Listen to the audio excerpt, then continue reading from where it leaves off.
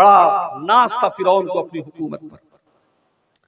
फिरौन ये समझता था हुकूमत ये कामयाबी है, लेकिन फिरौन जो अपनी हुकूमत और बादशाहत पर बहुत गुरूर करता था, बहुत नाज करता था, जो मूसा अलैहिस्सलाम का मजाक उड़ाया करता था, अल्लाह ताला ने उसी फिरौन को पानी में डुबा डुबा करके मार डाला। पानी में डूब करके मर गया। और जब मरने लगा तो फिरौन कहता है कि मैं अल्लाह के ऊपर ईमान लाता हूँ, मैं उस अल्लाह के ऊपर ईमान लाता हूँ जिस अल्लाह के ऊपर बनी इस्राईल ईमान लाते हैं। अल्लाह ने फरमाया आल आना वक़द असैत मिन क़ब्लु, ऐ फिरौन आज तक तो तू हमारी नाफरमानी करता रहा, आज तक तो तू हमारा मजाक उड़ाता रहा, और आज अपने सामने मौत को देख करके तू ईमान ले आया। फल यौमा नुनज्जीका बिबदनिका लितकूना लिमन खल्फका आयतन, ऐ फिरौन आज हम तुझे इस पानी के अंदर मौत की नींद तो सुनाएंगे, मगर ऐ फिरौन हम तेरी डेड बॉडी को सलामत रखेंगे, तेरे बदन को सलामत रखेंगे, तेरी डेड बॉडी को आने वाली नस्लों के लिए बाकी रखेंगे, आने वाली नस्लें देखेंगी। देखो फिरौन बहुत बड़ा बादशाह था, मगर अल्लाह ने उसका अंजाम क्या किया। जब उसने अल्लाह की नाफरमानी की, जब उसने अल्लाह का मजाक उड़ाया, अल्लाह ने उसका अंजाम क्या किया। तेरी लाश देख करके दुनिया इबरत हासिल करेगी। बहुत पैसे वाला था कारून, उसने दौलत को कामयाबी समझा हुआ था। जब वो कपड़ा पहनकर सज संवर करके सज धज करके निकला करता था तो उसकी कौम के लोग बेचारे बड़े बड़े जोश में आकर के कहते थे या लैतलना मिस्ल मा ऊतिया कारून, ऐ काश हमारे पास भी उतनी दौलत आ जाए जितनी दौलत कारून के पास है। इतनी दौलत थी कारून के पास के कुरान कहता है वो आतैनाहु मिनल कुनूज़ि मा इन्न मफातिहु लतनु बिल उस्बति उलिल कुव्वा, कि कारून के खजानों की चाबियों को बड़े बड़े पहलवान बड़ी मुश्किल से उठाया करते थे। इतना खजाना था, इतनी दौलत थी, और कारून को अपनी दौलत पर बड़ा नाज भी था। कारून कहा करता था इन्नमा ऊतीतुहु अला इल्मिन, ये दौलत तो मेरे बाप दादा से मुझे नहीं मिली है, मैंने इसको विरासत में नहीं पाया है, ये दौलत तो मेरी नॉलेज से मिली है, मेरे टैलेंट से मिली है, मैं इस लायक था इसलिए मुझको ये दौलत मिली है। अल्लाह ने फरमाया ठीक है अब हम तुझे मजा चखाते हैं। अल्लाह फरमाता है फखसफना बिही व बिदारिहिल अर्ज़ा, हमने कारून को और कारून के महल को, कारून के खजाने को जमीन के अंदर धसा दिया। कारून की सारी दौलत भी कारून के साथ जमीन के अंदर दफन हो गई। इस दुनिया की औकात क्या है मेरे भाई? अल्लाह ने एक लफ्ज में बता दिया ये दुनिया क्या है। वमल हयातुद दुनिया इल्ला मताउल गुरूर, ये दुनिया तो धोखे का सामान है, ये दुनिया धोखेबाज है, ये दुनिया बेवफा है। इस दुनिया ने आज तक किसी के साथ वफा नहीं की। आप बेईमानी करेंगे, आप दूसरों का हक मारेंगे, कुछ जमीन बना लेंगे, कुछ जायदाद बना लेंगे, मगर मेरे प्यारे साथियों जिस दिन मौत आएगी, जिस दिन दिल की धड़कन बंद हो जाएगी, जिस दिन सांसों की डोर थम जाएगी, सारी जमीन जायदाद आपके बच्चों की हो जाएगी, आपके घर वालों की हो जाएगी, और आपके हाथ क्या जाएगा? आप तो खाली हाथ आए थे और खाली हाथ अल्लाह के पास जाएंगे, 2 गज जमीन के नीचे जाएंगे। मेरे प्यारे साथियों अल्लाह फरमा रहा है वमल हयातुद दुनिया इल्ला मता उल गुरूर, मेरे बंदो ये दुनिया तो धोखे का सामान है। हारून रशीद एक बहुत बड़ा बादशाह गुजरा है अब्बासी दौर। एक मर्तबा हारून रशीद ने अपने दौर के बहुत बड़े आलिम से पूछा कि मुझे कोई नसीहत कर दीजिए। तो उन्होंने कहा कि मैं आपको क्या नसीहत करूं, मैं आपसे बस 2 सवाल करना चाहता हूं। क्या सवाल है?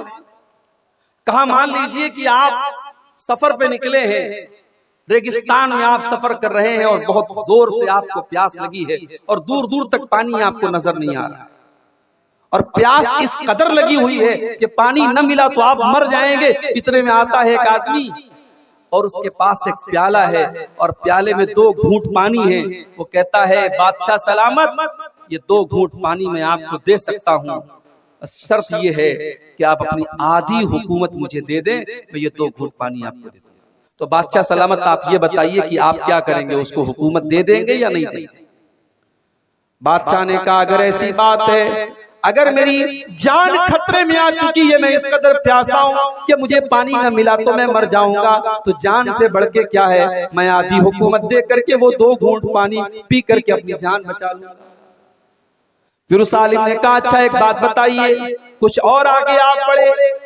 आपने पानी तो पी लिया, अब वो पानी आपके बदन के अंदर अटक गया, आपको पेशाब लग रहा है, पेशाब की जरूरत महसूस हो रही है, मगर पेशाब का रास्ता बंद हो गया है, पेशाब निकल ही नहीं रहा है, आप तड़प रहे हैं, आप मछली की तरह तड़प रहे हैं, लेकिन पेशाब का रास्ता आपका रुक चुका है, पेशाब आपका बाहर नहीं निकल पा रहा है, आप दर्द के मारे बेचैन हैं। इतने में एक दूसरा आदमी आता है और वो कहता है, बादशाह सलामत, मैं आपका पेशाब निकाल सकता हूँ, मैं ऐसी दवा दे सकता हूँ, ऐसा तरीका बता सकता हूँ कि आपकी पेशाब निकल आएगी और आपको इस तकलीफ से निजात मिल जाएगी। शर्त ये है कि आप अपनी आधी हुकूमत मुझे दे दें। तो आप क्या करेंगे, उसे दे देंगे आधी हुकूमत? हारून रशीद ने कहा, अगर ऐसा मामला आ गया, मेरी जान पर बन चुकी है और पेशाब रुक जाने की वजह से मैं तकलीफ में पड़ गया हूं, तो मैं तो यही करूंगा, मैं आधी हुकूमत उसको दे दूंगा और मैं उसका ऑफर कबूल करूंगा। कहा है बादशाह सलामत, बस जिस हुकूमत की औकात ये है कि पानी के चंद कतरे और पेशाब के चंद कतरों से ज्यादा आपकी हुकूमत की वैल्यू नहीं है, ऐ बादशाह सलामत, इस हुकूमत पर कभी नाज न करना, इस हुकूमत पर कभी गुरूर न करना, इस हुकूमत पर कभी इतराना नहीं, कभी तकब्बुर न करना। आज आप देख रहे, जिनके हाथ में पावर है वो अपने पावर का कैसा इस्तेमाल कर रहे हैं। वो राहत इंदौरी ने कहा था ना, जो आज साहिबे मसनद है कल नहीं होंगे, किराएदार है, जाती मकान थोड़ी है, ये कुर्सी और इख्तियार ये किसी की मीरास नहीं है, आज कोई है कल कोई होगा। इंसान को अपने पावर और कुर्सी का कभी नाजायज फायदा नहीं उठाना चाहिए। तो अल्लाह ने फरमाया कि कामयाबी तो ये है कि तुम्हें जन्नत मिल जाए और तुम जहन्नम से बचा लिए जाओ। और दुनिया को कामयाबी समझने वालों कान खोल करके सुन लो, वमल हयातुद दुनिया इल्ला मताउल गुरूर, दुनिया की जिंदगी तो धोखे का सामान है। अब आइए हम कुरान और सुन्नत की रोशनी में कुछ ऐसी चीजों को देखते हैं जिनको अल्लाह के नबी ने बताया है कि हाँ ये चीजें जन्नत में लेके जाने वाली हैं। मगर मैं बड़े अदब से कहना चाहता हूं मेरे भाइयों, आप रात के 2:30 और 3 बजे तकरीर सुन रहे हैं, ये टाइम ऐसा है कि अल्लाह की कबूलियत का टाइम है। मेरे भाइयों, इस दुआ के साथ आप ये तकरीर सुने कि मैं जो बातें बयान करूंगा, जो अमाल बयान करूंगा जन्नत में लेके जाने वाले, रब्बुल आलमीन कहने वाले को और सुनने वालों को सबको अमल की तौफीक अता फरमाए। हम सिर्फ कहें ना और हम सिर्फ सुने ना, बल्कि हम उस पर अमल भी करें। अल्लाह हमको इसकी तौफीक दे। तो आइए हम शुरू करते हैं। सबसे पहली चीज जो जन्नत में लेकर के जाएगी, जिसके बगैर जन्नत में आप जा ही नहीं सकते, वो क्या है? वो तौहीद है। जब तक आप तौहीद पर नहीं आ जाएंगे, एक अल्लाह की इबादत आप नहीं करेंगे, एक अल्लाह के आगे आपका सर नहीं झुकेगा और एक अल्लाह की तौहीद का इकरार आप नहीं करेंगे, तब तक आप जन्नत में नहीं जा सकते। अल्लाह के नबी फरमाते हैं, मन शहीदा अल्ला इलाहा इल्लल्लाहु खालिसन मिन क़ल्बिही दखलल जन्ना।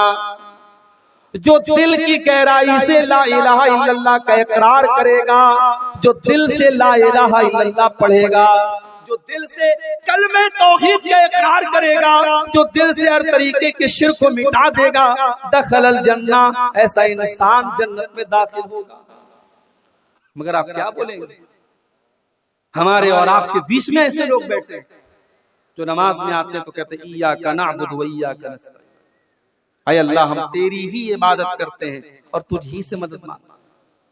और नमाज के बाहर कुश्ती लड़ने जाते हैं पहलवान के सामने तो कहते या अली मुश्किल कुशा, अली को मुश्किल कुशा बना। औलाद चाहिए तो किसी बाबा के मजार पे जाके औलाद का सवाल करते हैं। दौलत चाहिए तो किसी को गरीब नवाज का लक़ब दे देते हैं। मदद चाहिए तो किसी को गौसे आज़म का लक़ब दे देते हैं, किसी को दाता बना लेते हैं, किसी को गंज बख्श बना लेते हैं। जो मकाम अल्लाह का है, जो दर्जा अल्लाह का है, वो गैरुल्लाह को दे देते हैं। और अगर आपको यकीन ना आता हो, हमारे यूपी में बहुत सारी मिसालें आपको मिल जाएंगी। बरेली में पागल खाना भी मशहूर है और बरेली में एक दरगाह भी है। आप जाएं और देखें, इन अपनी नजरों से, अपनी आंखों से देखें कि वहां क्या हो रहा है मेरे भाई। अजमेर चले जाएं आप, दिल्ली में निजामुद्दीन की दरगाह पे चले जाएं, करे गैर गर्भुत की पूजा तो काफिर, कवाकिब में माने करिश्मा तो काफिर, झुके आग पर पहरे सजदा तो काफिर, जो ठहराए बेटा खुदा का तो काफिर, मगर मोमिनों पर कुशादा है राहें, परस्तिश करे शौक से जिसकी चाहे, नबी को जो चाहे खुदा कर दिखाएं, इमामों का रुतबा नबी से बढ़ाएं, मजारों पे जा जा के नजरें चढ़ाएं, शहीदों से जा जा के मांगे दुआएं, न तौहीद में कुछ फर्क इससे आवे, न इस्लाम बिगड़े न ईमान जावे। ये मौलाना हाली का शेर है। उन्होंने आज से 100 साल पहले कहा था 2023 आ गया, हम चांद पर पहुंच गए, मगर मुसलमानों की सोसाइटी और समाज में आज भी ये तमाम चीजें हो रही हैं मेरे भाइयों। जब हम शिर्क करेंगे, जब अल्लाह की तौहीद के साथ गद्दारी करेंगे, जब हम गैरुल्लाह के नाम पे बकरे ज़बा करेंगे, गैरुल्लाह के नाम पे मुर्गे ज़बा करेंगे, जब अपने बच्चों को लाल काले पीले तावीज पहनाएंगे, जब हमारी तौहीद गड़बड़ होगी तो अल्लाह की मदद कहां से आएगी। अल्लाह के नबी कह रहे हैं जो तौहीद पर रहेगा जन्नत उसको मिलेगी। और एक बात और नोट कर लीजिए, सिर्फ तौहीद पर रहना काफी नहीं है, आखिरी दम तक तौहीद पर रहना ये जरूरी। सारी जिंदगी इंसान तौहीद पर रहा, मरने के पहले उसने शिर्क कर लिया और बगैर तौबा किए उसका इंतकाल हो गया। अब अल्लाह तबारक व तआला क्या उसकी सारी जिंदगी भर की नेकियां तो बर्बाद हो जाएंगी। इसलिए कि अल्लाह कुरान में कहता है वला तमूतुन्न इल्ला व अंतुम मुस्लिमून, ऐ मुसलमानों कान खोल करके सुन लो, तुम्हें मौत आए तो ईमान की हालत में आए, तुम्हें मौत आए तो तौहीद की हालत में आए, मरते दम तक तुम्हें तौहीद की हिफाजत करना है, ईमान पर खात्मा होना जरूरी है। अगर ईमान पर खात्मा न हुआ, अगर शिर्क के ऊपर तुम्हारा खात्मा हुआ तो तुम बर्बाद हो जाओगे। आप देख ले, अबू तालिब का नाम सुना है आप? बोलो भाई, सुन रहे हो या सो गए? अबू तालिब कौन थे? नबी के चचा, नबी को पाला था, नबी का डिफेंस करते थे, नबी से मोहब्बत करते थे, सब था, ईमान नहीं लाए। अबू तालिब का आखिरी टाइम आया, अल्लाह के प्यारे नबी अपने चचा के पास जाते हैं, बुखारी के अल्फाज हैं और कहते हैं या अम्मी कुल ला इलाहा इल्लल्लाह, ऐ चचा जान आप कलमा पढ़ लीजिए, आप ला इलाहा इल्लल्लाह पढ़ लीजिए। ऐ चचा जान मैं गारंटी दे रहा हूँ अगर आप ये कलमा पढ़ करके दुनिया से जाएंगे, ऐ चचा मैं अल्लाह ताला के यहाँ इस कलमे के जरिए आपके लिए बहस करूंगा। मेरे चचा ने कलमा पढ़ा था, ऐ अल्लाह तू मेरे चचा को जन्नत में डाल दे। ऐ चचा बस आप कलमा पढ़ दीजिए। अल्लाह के नबी अपने चचा को कलमा पढ़ने के लिए प्रेशर डाल रहे हैं, आप उनके ऊपर दबाव डाल रहे हैं। और वहीं पर अबू लहब भी बैठा था, वहीं पर अब्दुल्लाह इब्न उमैया भी बैठा था, ये दोनों गुरु घंटाल भी बैठे थे। इन दोनों ने कहा खबरदार अबू तालिब, अपने बाप दादा का तरीका मत छोड़ना, बड़ा मुश्किल काम है। अभी मेरा प्रोग्राम था, इसी बिहार में एक जगह पड़ती है जहानाबाद, जहानाबाद के आगे गांव है, गांव का नाम है डिबरी, बड़ा पिछड़ा हुआ इलाका है।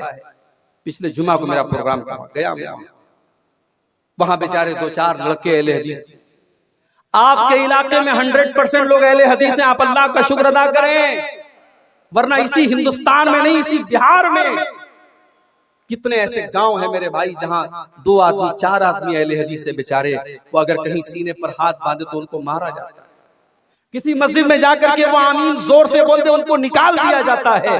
वो बेचारे मजबूर है, उनके बच्चे अपने बाप के अहले हदीस होने के बावजूद और कुरान हदीस पर चलने वाला होने के बावजूद उनके बच्चे माहौल न मिलने की वजह से और समाज न मिलने की वजह से बच्चे दूसरे रास्ते पर चले जाते हैं।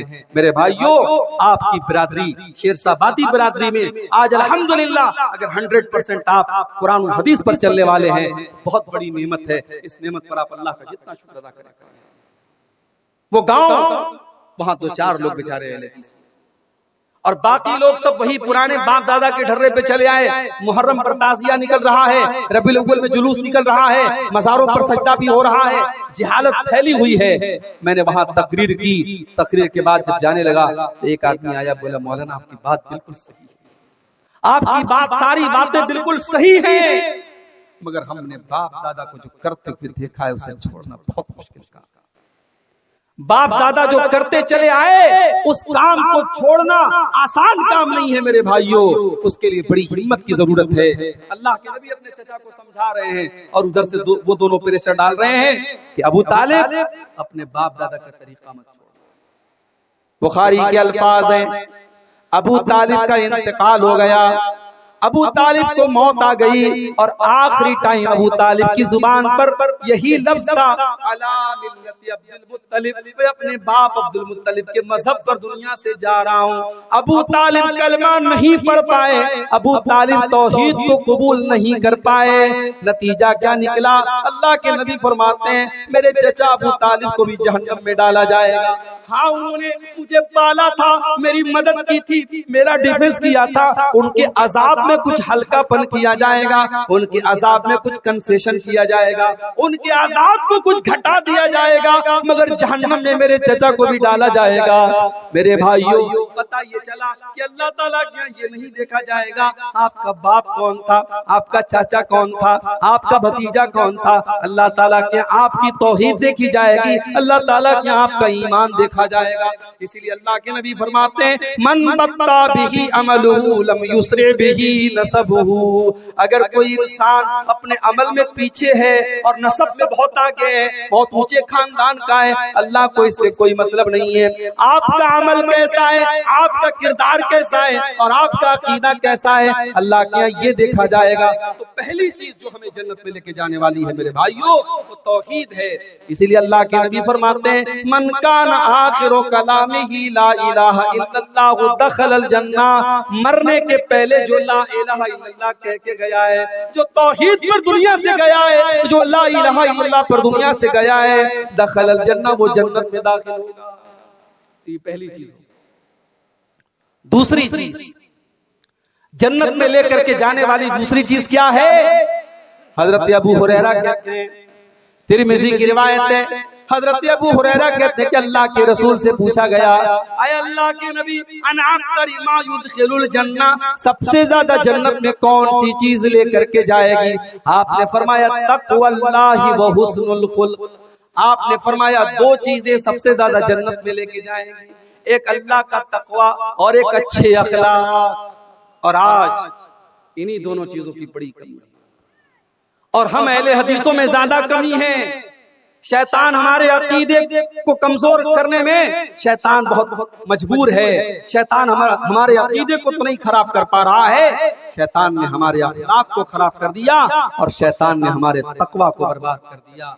आज 20 साल के जवान को ले लें आप और 70 साल के बूढ़े को ले लें, आज सोशल मीडिया के इस दौर में, मोबाइल के इस दौर में और इंटरनेट के इस दौर में अगर सबसे ज्यादा कोई चीज मुतासिर हुई है मेरे भाइयों तो वो तकवा है। आज फेसबुक पर आप माशाअल्लाह दीनदारी की बातें करते हैं, अच्छी बातें करते हैं, आप फेसबुक पर आप कोई गंदी बातें नहीं शेयर करते हैं, मगर आप जब फेसबुक चलाने लगते हैं, फेसबुक पर वो जो वीडियोस आते हैं, छोटे छोटे रील्स जिनको कहा जाता है, अब रील आई, अब आप देखने लगे, उसमें गाना बजाना भी आने लगा, उसमें सीरियल भी आने लगा, उसमें बेहुदा बातें भी आने लगी।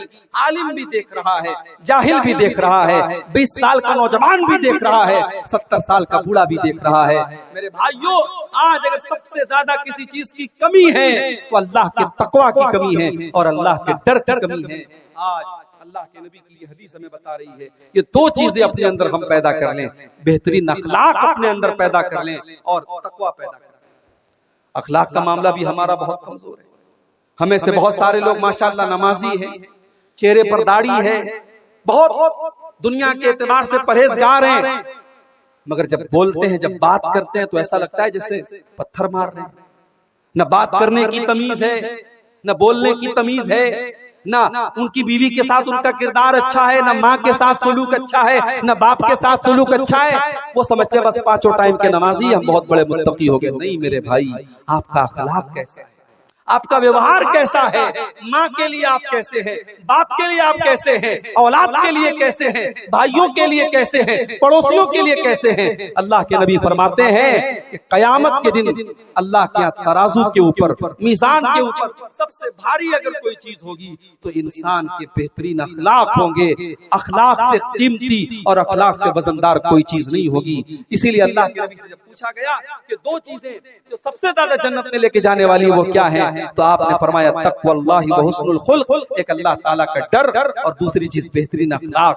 फिर पूछा गया अल्लाह के नबी सबसे ज्यादा जहन्नम में लेकर के जाने वाली कौन सी चीज है, सबसे ज्यादा लोग जहन्नम में क्यों जाएंगे? आपने फरमाया अल फमु वल फर्ज, एक जुबान की वजह से बहुत ज्यादा जहन्नम में जाएंगे।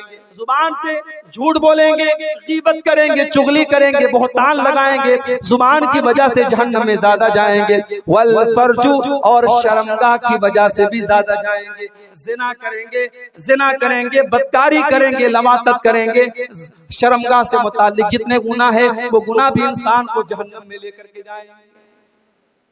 तो जन्नत में लेकर के जाने वाली ये दूसरी चीज, अल्लाह का डर और बेहतरीन अखलाक।